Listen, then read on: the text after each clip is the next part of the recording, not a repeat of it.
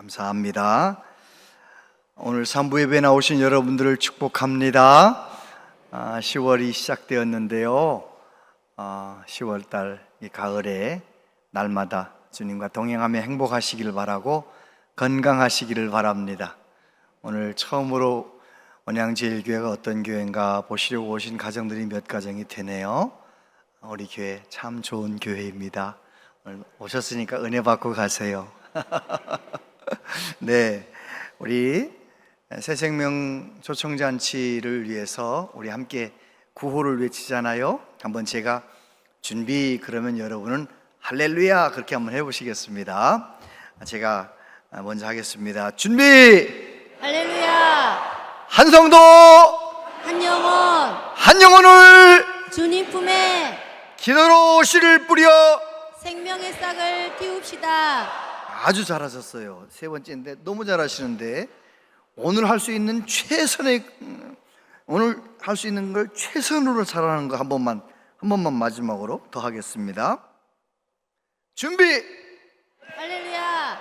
한 성도 한 영혼 한 영혼을 주님 품에 기도로 씨를 뿌려.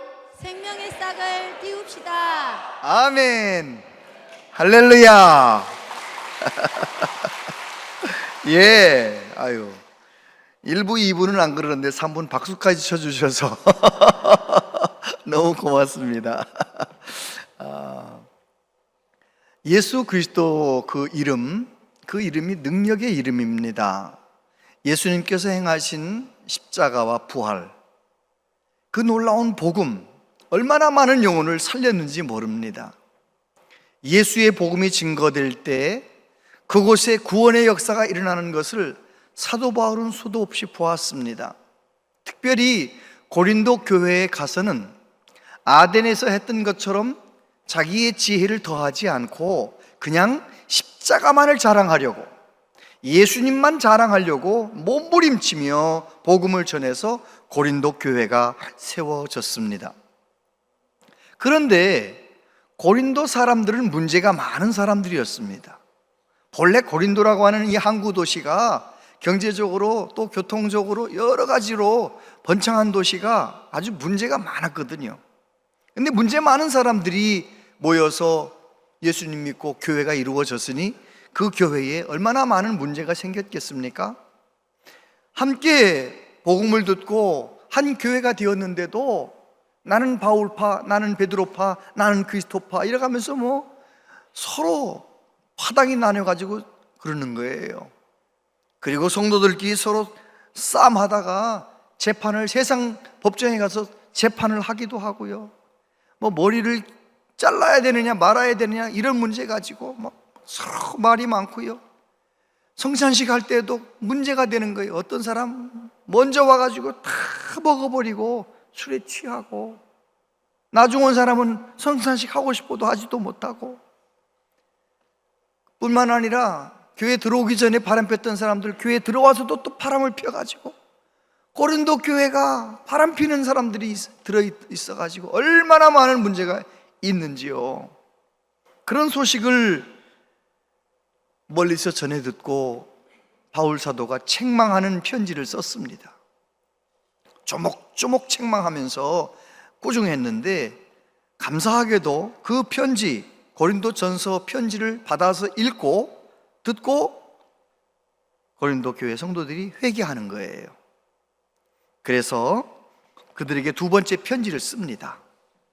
위로의 편지, 격려의 편지를 쓰는데 고린도 후서지 않습니까? 고린도 교회는 사도 바울의 사도성을 의심하는 사람들이 생겼어요.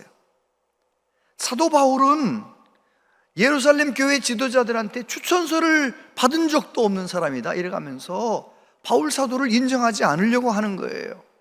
그런 사람들에게 사도 바울이 우리는 새로운 피조물이 되었다, 화목케 하는 직분을 받았다, 내가 그 화목케 하는 직분을 감당하기 위해서 어떻게 사역했는지를 이야기하는 것이 오늘 본문의 내용인 것입니다. 고린도후서 5장 17절 18절 같이 한번 읽어보세요. 시작. 새로운 피조물이라 이전 것은 지나갔으니 보라 새 것이 되었도다.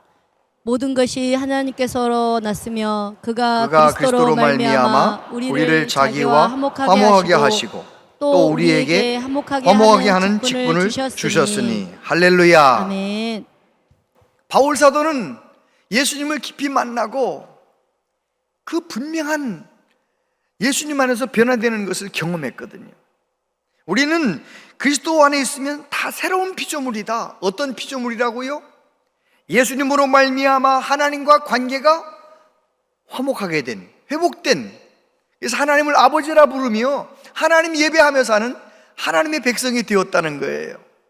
거기서 끝난 것이 아니고 하나님께서는 하나님과 화목하게 된 우리들을 이 세상에서도 화목하게 하는 직책을 주셨다. 화목하게 하는 직분을 우리에게 주셨다는 거예요. 이 귀한 직분, 이 귀한 직분을 감당하기 위하여 사도 바울은 어떻게 살았는지, 오늘 말씀 제목처럼 그는 복음으로 살았고 예수님으로 살았어요. 그래서 복음의 능력으로, 예수님의 능력으로 화목하게 하는 직분을 감당하며 살았다는 것입니다. 그래서 이제 고린도후서 6장 13절에 보면 내가 자녀에게 말하듯 하노니 보답하는 것으로 너희도 마음을 넓히라. 바울 사도에 대해서 좀 좋게 생각해 달라, 그렇게 부탁을 하고 있는 것입니다. 그렇습니다. 바울 사도는 예수 그리스도로 살았습니다. 그래서 바울 사도가 머물렀던 곳에는 교회가 세워졌습니다. 저와 여러분도 예수 그리스도로 살고 복음으로 살아서 저와 여러분을 만난 사람들 중에 예수 믿는 역사가 일어나게 되기를 바랍니다. 그래서 오늘 이제 세 가지만 생각하겠는데요. 첫 번째, 하나님과 함께 일하는 자. 1절 이하에 보면 우리가 하나님과 함께 일하는 자로서 너희를 권하노니 하나님의 은혜를 헛되이 받지 말라. 이르시되 내가 은혜 베풀 때에 너에게 듣고 구원의 날에 너를 도왔다 하셨으니 보라 지금은 은혜 받을 만한 때요 보라 지금은 구원의 날이로다. 우리가 이 직분이 비방을 받지 않게 하려고 무엇이든지 아무에게도 꺼리끼지 않게 하고 오직 모든 일에 하나님의 일꾼으로 자천하여. 저를 보세요. 바울 사도는 자기가 하나님과 함께 일하는 자라고 하는 그런 자의식을 가지고 있었어요. 저와 여러분도 예수님 나의 구주로 믿었다면 나는 하나님과 함께 일하는 사람이다. 하나님은 이 세상의 많은 영혼들이 구원받기를 원하시거든요. 저와 여러분들이 사도 바울처럼 하나님과 함께 일하는 자라는 그런 의식을 가지고 교회에서도 예배를 잘 드려야 되지만 교회 밖에서도 하나님과 함께 일하는 사람, 하나님과 동행하는 사람으로 살아가게 될 때 저와 여러분을 통해서 많은 영혼이 구원받게 될 줄로 믿습니다.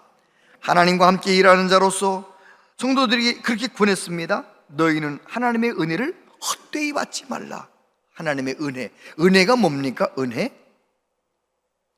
은혜는 값없이 주어지는 사랑, 값없이 주어지는 선물, 그게 은혜지요. 저와 여러분이 하나님 사랑받을 만한 그런 자격이 없는데 예수님 나의 구주로 믿고 우리가 죄사함 받고 하나님의 자녀가 되는 놀라운 복을 받았어요. 이건 하나님의 은혜지요. 그런데 그리스도인으로 살아가는 저와 여러분들은 은혜의 개념을 좀 더 넓혀야 됩니다. 저와 여러분이 신앙생활을 하면서 예수님을 닮아가도록 하나님이 허락하신 모든 일들이 은혜예요. 좀 설명하면 그렇습니다.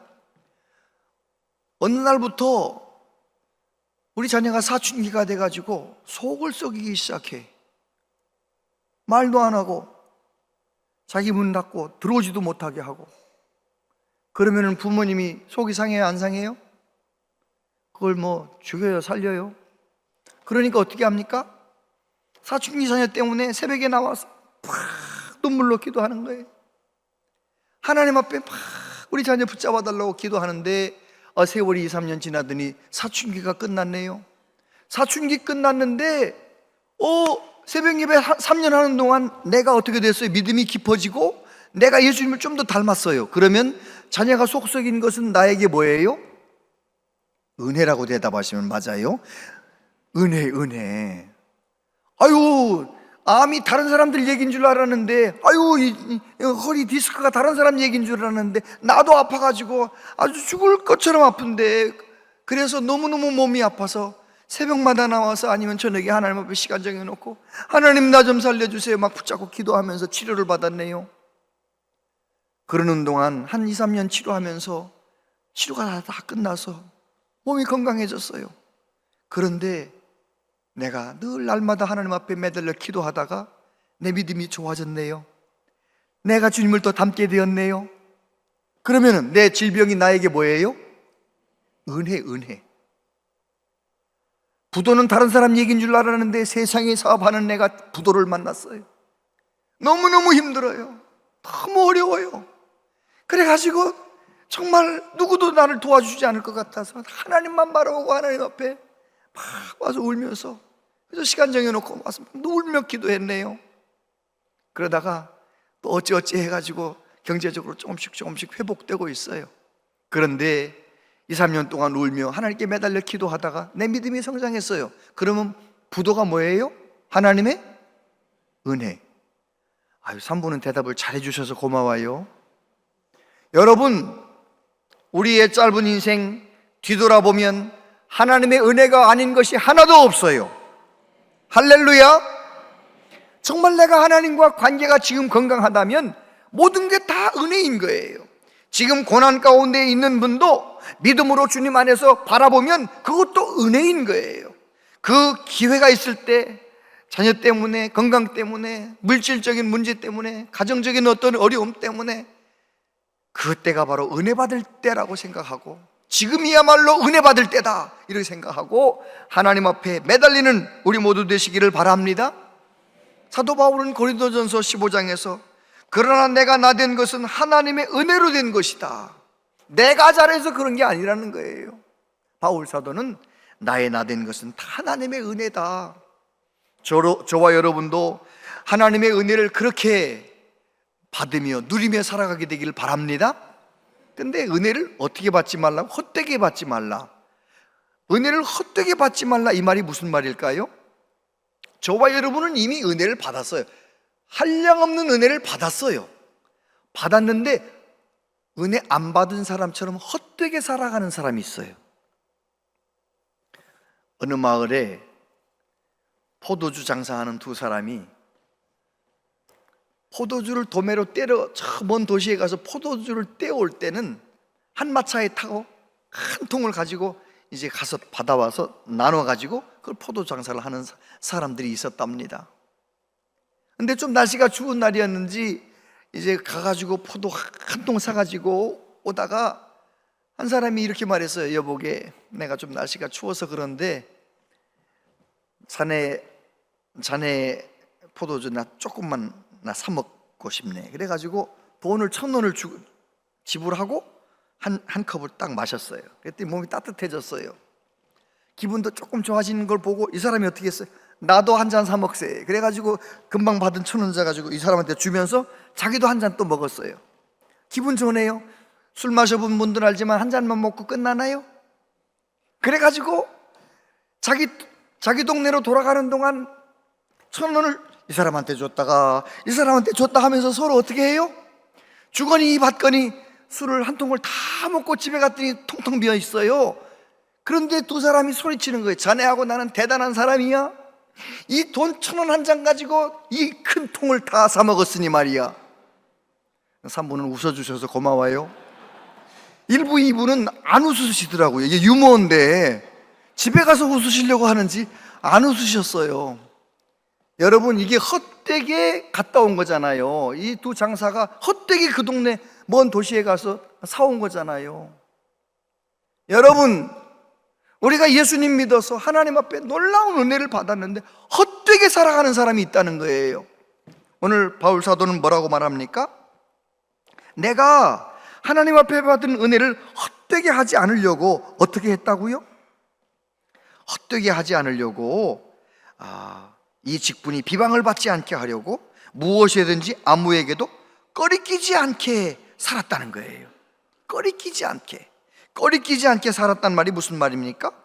프로스코펜이라고 하는 이 꺼리끼다라고 하는 단어는 방해가 되다, 걸려 넘어지게 하다, 석연찮다, 말썽이 되다, 이런 의미가 있는 단어예요. 다시 말해서 내가 하나님 앞에 놀라운 은혜를 받았으면, 화목하는 직분을 받았으면 어떻게 해야 되느냐? 나 때문에 다른 사람이 일어서야 돼요. 아멘을 안 해서 다시 하겠습니다. 내가 은혜 받았다면, 정말 은혜를 제대로 받은 사람이라면 나 때문에 다른 사람이 일어서야 돼요. 그게 은혜를 헛되이 받지 않고 살아가는 건데, 꺼리낌이 되는 사람, 하나님에게 꺼리낌이 되고 사람들에게 꺼리낌이 되는 사람이 있어요. 은혜를 받았으면서도. 노아 시대의 사람들, 하나님이 사람 창조하신 것을 탄식하게 하시고 후회하게 만드시고, 이거 하나님에게 꺼리낌이 되는 거예요. 예수님을 믿는다 하면서도 정말 나 때문에 교회 문을 가로막고 있는 사람들이 있단 말이에요. 꺼리낌이, 하나님께 꺼리낌이 되는 거예요. 우리 예수님은 어떻게 하셨습니까? 에베소서 2장에 보니까 이제는 전에 멀리 있던 너희가 그리스도 예수 안에서 그리스도의 피로 가까워졌느니라. 그는 우리의 화평이신지라 둘로 하나를 만드사 원수된 것 곧 중간에 막힌 담을 자기 육체로 하시고 법조문으로 된 계명의 율법을 폐하셨으니 이는 이 둘로 자기 안에서 한 세 사람을 지어 화평하게 하시고 또 십자가로 이 둘을 한 몸으로 하나님과 화목하게 하려 하심이라. 원수된 것을 십자가로 소멸하시고. 할렐루야. 그래요, 우리 예수님은 우리를, 온 인류를 구원하고 싶어 하신 하나님의 뜻을 이루기 위하여 십자가를 지심으로 하나님과 원수가 된 우리와 하나님 사이의 벽을 허물어 버리셨는데, 하나님의 기쁨이 되어 주셨는데, 내가 하나님의 은혜를 받았다 하면서도 세상의 사람들이 나 때문에 은양제일교회 오기 싫다? 이건 내가 지금 하나님에게 꺼리낌이 되는 거예요. 사람들에게 꺼리낌이 되는 거예요. 우리 예수님이 이렇게 말씀하셨습니다. 누구든지 나를 믿는 이 작은 자 중 하나를 실족하게 하면 차라리 연자 맷돌이 그 목에 달려서 깊은 바다에 빠뜨려지는 것이 나으니라. 실족하게 하는 일이 있음으로 말미암아 세상에 화가 있도다. 실족하게 하는 일이 없을 수는 없으나 실족하게 하는 그 사람에게는 화가 있도다. 내가 은혜를 받았으면서도 다른 사람을 넘어뜨리는 사람, 다른 사람을 실족하게 하는 사람, 그 은혜를 헛되이 받고 사는 사람이 안 된다는 것입니다. 예수님은 이렇게 말씀하셨어요. 어찌하여 형제의 눈 속에 있는 티는 보고 내 눈 속에 있는 들보는 깨닫지 못하느냐? 보라, 내 눈 속에 들보가 있는데 어찌하여 형제에게 말하기를 나로 내 눈 속에 있는 티를 빼게 하라 하겠느냐? 외식하는 자여, 먼저 내 눈 속에서 들보를 빼어라. 그 후에야 밝히 보고 형제의 눈 속에 있는 티를 빼리라. 여러분, 정말 내가 은혜를 제대로 받고 사는 사람은요, 다른 사람 잘하는 거 못하는 것 때문에 막 비난하고 비평하고 막 책망하고 그러지 않아요. 왜요? 날마다 영광스러우신 하나님 앞에 내가 나아가 예배하고 하나님의 임재 가운데서 내가 나를 쳐서 회개하는 거예요. 내가 얼마나 큰 죄인인 것을 늘 보는 거예요. 그런 사람이 은혜를 제대로 받은 사람이에요. 다른 사람 좀 잘못한 것 가지고 자기는 얼마나 더 큰 잘못이 있으면서도 다른 사람한테 자꾸 이래라 저래라. 우리 교회 나오는 분, 그럼 걸려 넘어지게 만드는 거죠. 우리 교회는 은혜를 헛되이 받는 사람이 하나도 없게 되기를 바랍니다. 은혜를 제대로 받아서 나 때문에 우리 교회 집사님이, 나 때문에 성도님이 믿음이 온전히 설 수 있도록 은혜를 온전히 받고 살아가는 우리 모두 되시기를 바랍니다. 그리고 사도 바울은 하나님의 일꾼으로 자천했다 그랬죠? 4절에 보면 오직 모든 일에 하나님의 일꾼으로 자천하여 많이 견디는 것과 환난과 궁핍과 고난과 매맞음과 갇힘과 난동과 수고로움과 자지 못함과 먹지 못함 가운데서도 깨끗함과 지식과 오래 참음과 자비함과 성령의 감화와 거짓이 없는 사랑과 진리의 말씀과 하나님의 능력으로 의의 무기를 좌우에 가지고 하나님의 일꾼으로 자천했다. 이 자천했다는 말이 무슨 말입니까? 예루살렘 교회 지도자들이 사도 바울은 좋은 주의 종이라는 추천서는 써주지 않았지만 바울 사도가 스스로 자천했다는 거예요. 하나님의 일꾼인 것을 스스로 증명했다는 거예요. 저는 우리의 모든 직분자들이 하나님의 직분자인 것을 자천하는 은혜가 있게 되길 바랍니다. 온양은 조그만 동네에 있기 때문에 함께 오래 산 사람들은 다 알아요. 저분이 온양제일교회 권사님이야, 저분은 온양제일교회 장로님이야, 온양제일교회 안수집사님이야. 다 안다니까요. 그러면 내가 하나님의 일꾼으로 자천한다는 것은 무엇입니까? 내가 나를 말과 행동으로, 삶으로 증명해야 돼. 저도 온양제일교회 담임 목사인 것을 이제는 탁구 치러 가면 그 운동하러 온 사람들이 다 저를 부를 때 목사님 이렇게 부른단 말이에요. 그래요. 제가 어떻게 하겠어요? 운동할 때 뭐 사장님이라고 불러주면 사장님처럼 행동할 텐데 목사님 이렇게 부르니까 제가 어떻게 행동해요? 말 한마디를 해도, 행동 하나를 해도 목사님처럼 행동하는 거예요.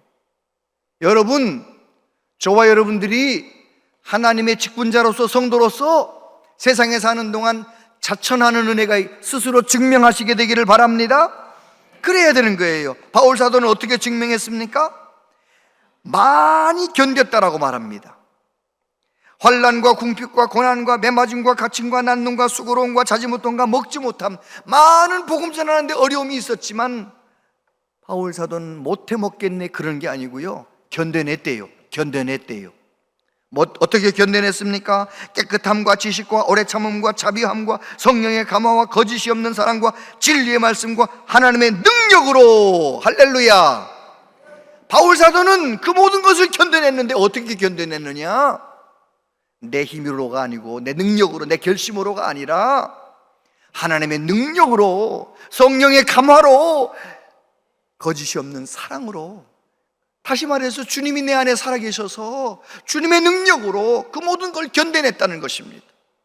저와 여러분들이 예수님 믿는다 해서 모든 일이 다 잘 되는 건 아니잖아요. 어려운 일 얼마나 많아요. 저와 여러분도 바울처럼 예수님 능력으로 십자가 붙들고 살아서 꼭 잘 버텨내시고 견뎌내시고 이 힘들고 고단한 세상을 승리하며 살아가시게 되기를 바랍니다.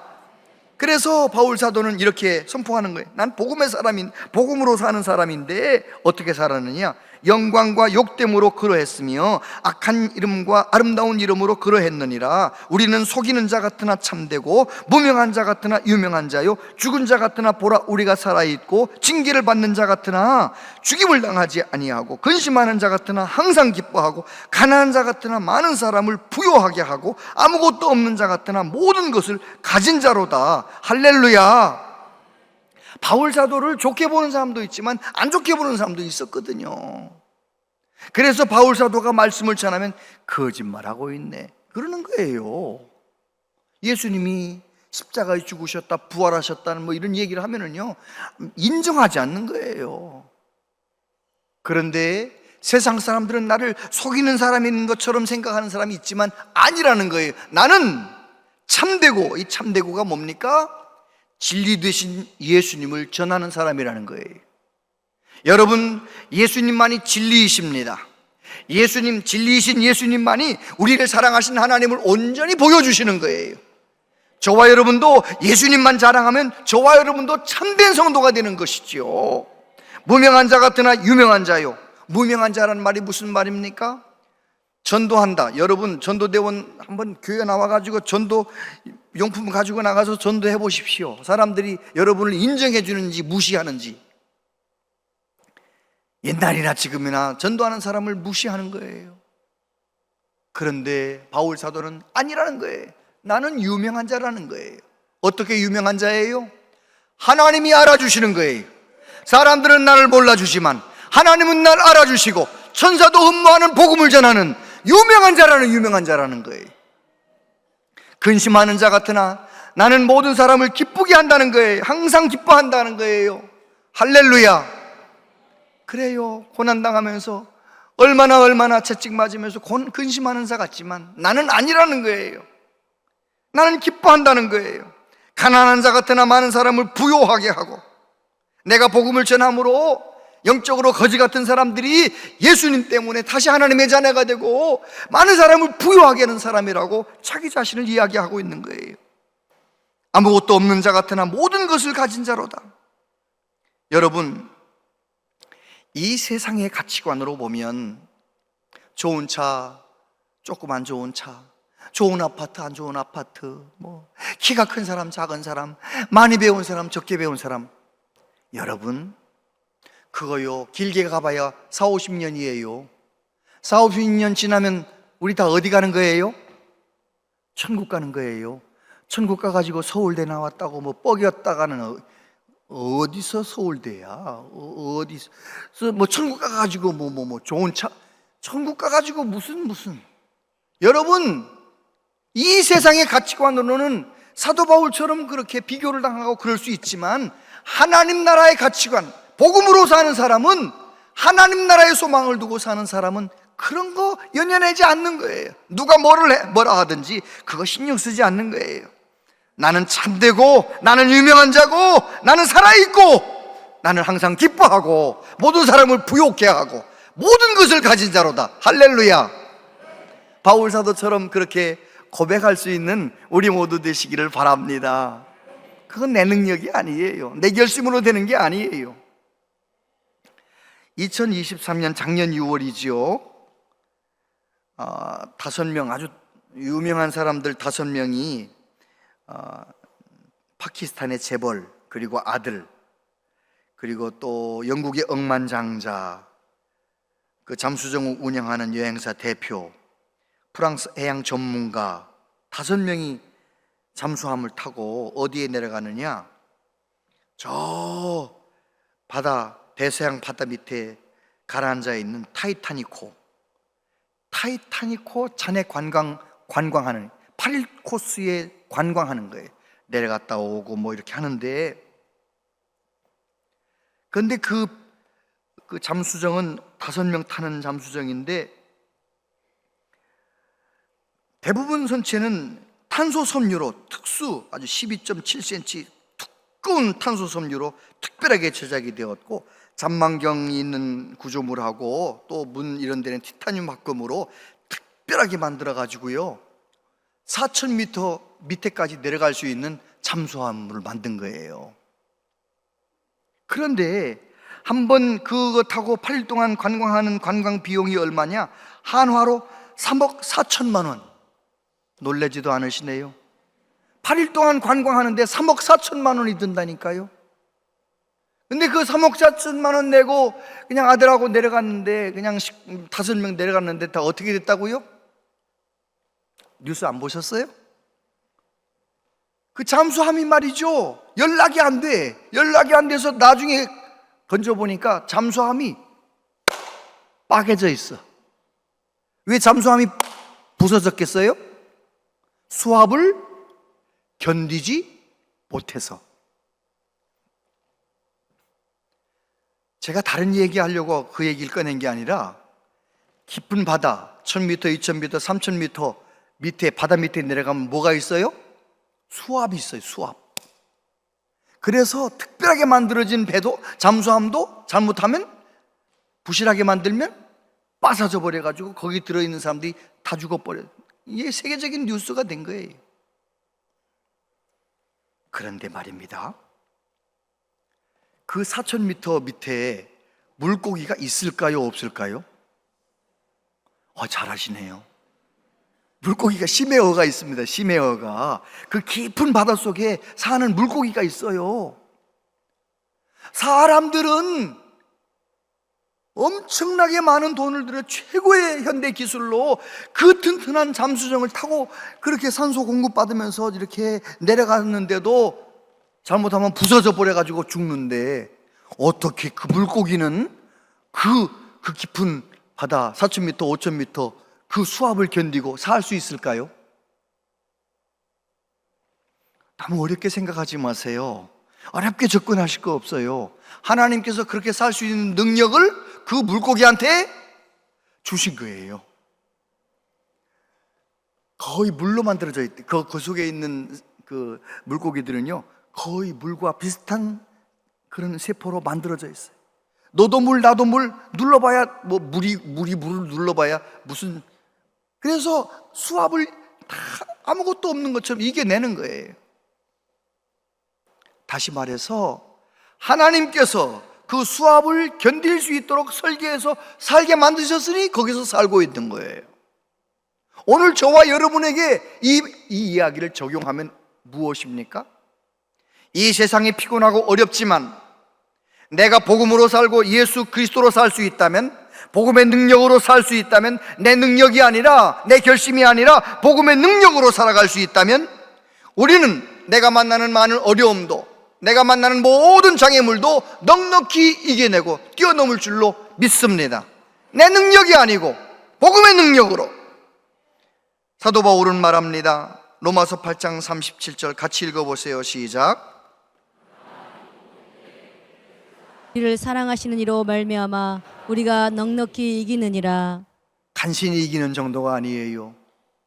예수 그리스도로 말미암아 살고, 늘 깨어 기도하며 살고, 복음의 능력으로 살고, 십자가 붙들고 살고, 그러면은요 우리는 넉넉히 이길 수 있습니다. 아멘. 얼마나 힘들고 어려우십니까? 전 세계가 다 어려우니까요. 우리나라가 진짜 전체가 다 어려우니까요. 얼마나 어려우십니까?